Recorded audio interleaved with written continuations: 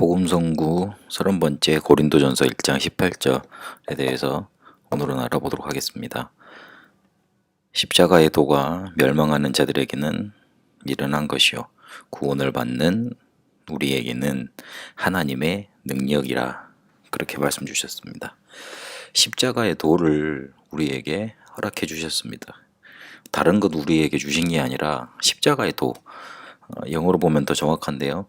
십자가가 전하는 메시지, 십자가가 전하는 구원의 길, 십자가를 통해서 우리에게 알리신 고자 하시는 것, 쉽게 말해서 복음인 거죠.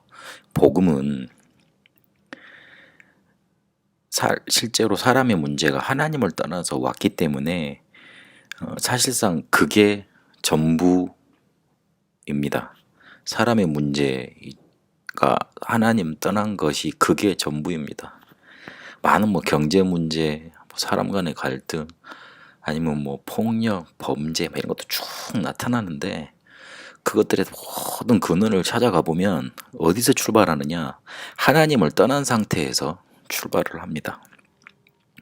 인간의 영이 하나님을 떠나면 사단에게 사로잡히고, 결국 하나님을 떠나면 죽은 영이 되기 때문에 그때부터 사람에게는 문제가 찾아오는 겁니다. 그래서 조금 그렇게 그 말을 고상하게 표현하면, 내 안에 내가 알 수 없는 뭔가가 나를 이렇게 짓누르는 것 같고, 내 안에서 나는 이러고 싶지 않은데 뭔가 자꾸만 어둠 속으로 끌고 가는 뭔가가 있는 거죠. 근데 간단합니다. 하나님을 떠나서 그 문제가 생긴 겁니다. 죽어 있는 상태이기 때문에 그렇습니다. 미안하지만 사단에게 잡힌 상태라 그렇습니다. 그래서 십자가에서 이 인생 우리의 모든 문제를 완전히 완벽히 영원히 그것도 단번에 해결하셨습니다. 생명의 성령의 법으로 우리를 법적으로 해방까지 해주신 겁니다. 그래서 십자가가 우리에게 전달해 주는 내용, 그 메시지는 예수가 곧 그리스도라는 말입니다. 예수가 곧 그리스도의 일을 하셨는데, 더 정확히 말하면요, 다 끝내놨으니, 우리 인간의 문제를 다 끝내놨으니 이제 그 사실만 믿어라 이겁니다. 예수가 그리스도 됐다는 말은, 예수가 그리스도 일을 하셨다는 말은 무슨 말입니까? 우리가 하나님을 떠나 있는데 하나님 만나는 길을 여신 참 선지자가 되셨다는 겁니다.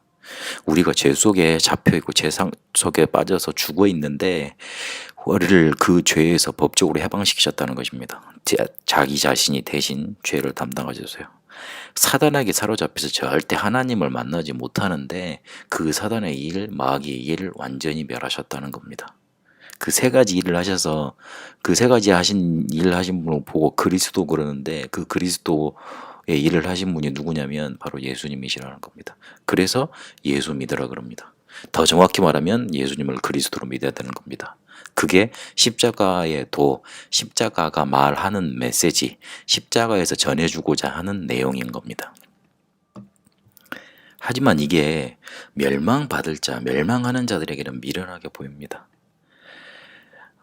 믿고 싶다고 해서 믿어지는 게 아닙니다. 내 마음대로 믿어지는 게 아닙니다. 혹시 내 인생에 내가 주인이라고 그러는데, 주인이라는 말은 자기가 하고 싶은 대로 할 수 있어야지만, 뭔가 이렇게 주도권을 갖고 있어야지만 주인이라고 할 수 있잖아요. 그런데 태어나는 거 우리 마음대로 태어났습니까?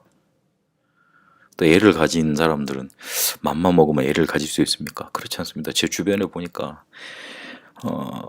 너무 애를 못 가져서 고통받는 사람들 많더라고요. 그렇습니다. 우리가 건강하면 애 잘 낳을 수 있고 애 키울 수 있고 사람 태어나게 할 수 있을 것 같지만 그렇지도 못합니다. 그럼 죽는 날, 반대로 말하면 죽는 날 우리가 마음대로 골라서 죽을 수 있습니까? 그렇지 않습니다. 딱 두 가지만 봐도 알 수 있습니다. 우리가 태어나는 거 그리고 죽는 거 우리 마음대로 못합니다. 그런데 사람들은 그거를 우리 마음대로 할 수 있다고 생각합니다. 그러면서 자기 인생 그것도 못하면서 자기가 자기 인생의 주인이라고 그럽니다. 자기 자신을 믿으라 그럽니다. 그렇지 않습니다. 내가 혹시 힘들면 하나님 찾을게요. 절대 그렇게 해서 믿어질 수 있는 존재가 아닙니다. 그리고 어떤 사람은 너무 어려움에 빠지기 때문에 하나님께 손 내밀 힘조차 없는 겁니다. 제가 말씀 공부를 계속 해 나가는데 제 앞에서 6개월 동안 졸던 그런 청년이 있었습니다. 나중에 자기가 너무 힘들었다 그러더라고요. 그래서 목사님 말씀을 제가 듣고 싶은데 못 듣겠다 그러더라고요. 기다려 줬죠. 근데 어느 순간에 깨닫는 날이 오더라고요. 그런 경우도 있습니다. 또 반대로 너무 자만한 나머지 세상 복음에서 말하는 거 그래 다 끝나는 선이 믿으라 이게 너무 값어치가 없는 겁니다. 아니 나는 지금까지 뭔가 해가지고 많은 노력을 해가지고 자조선가해서 남한테 싫은 소리 안 들을 만큼 열심히 해왔는데 왜 복음은 저래? 왜 그러면 저렇게 나쁘게 사는 놈들 그런 사람들은 그런 믿으면 다 잘 해준다는 말이야. 그렇게 생각이 들어서인지 몰라도 가치가 없게 보입니다. 하지만 구원받은 자, 구원받을 자에게는 그게 하나님의 능력이 됩니다. 구원의 방법은 믿음이지만 그 믿음의 동기는 은혜입니다. 하나님이 은혜 주셔야지만 믿을 수 있는 겁니다. 그래서 구원받았다는 것 자체가 곧 하나님의 능력입니다. 왜냐하면 우리는 구원받을 수 있는 조건이 없었기 때문에 그렇습니다. 그래서 하나님이 우리에게 구원의 조건이 없기 때문에 능력으로 역사하셔서 우리를 구원하지 않으시면 안 되는 겁니다. 그리고요, 우리에게 십자가의 메시지, 곧 복음을 우리에게 주셨는데 그 복음을 제대로 붙들고 믿으면 실제로 우리 삶의 능력이 나타나는 겁니다. 그래서 뭐 영적으로만 능력이 나타난 게 아니고 실제 삶에도 하나님의 능력이 나타나게 되어 있습니다. 십자가의 도는 멸망하는 자들에게는 미련한 것이고 구원을 받은 우리 그리고 또 구원받을 자들에게는 그래서 구원을 받는 우리에게는 하나님의 능력이라 그래 말씀 주셨습니다. 십자가에도 복음이 여러분에게 능력으로 임했습니다. 능력으로 여러분을 구원하셨습니다. 그 사실이 그 복음이 여러분 삶의 능력으로 나타나게 되시길 바랍니다.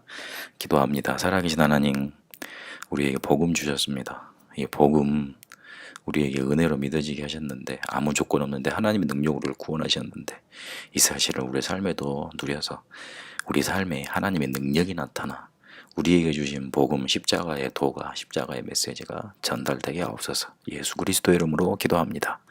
아멘.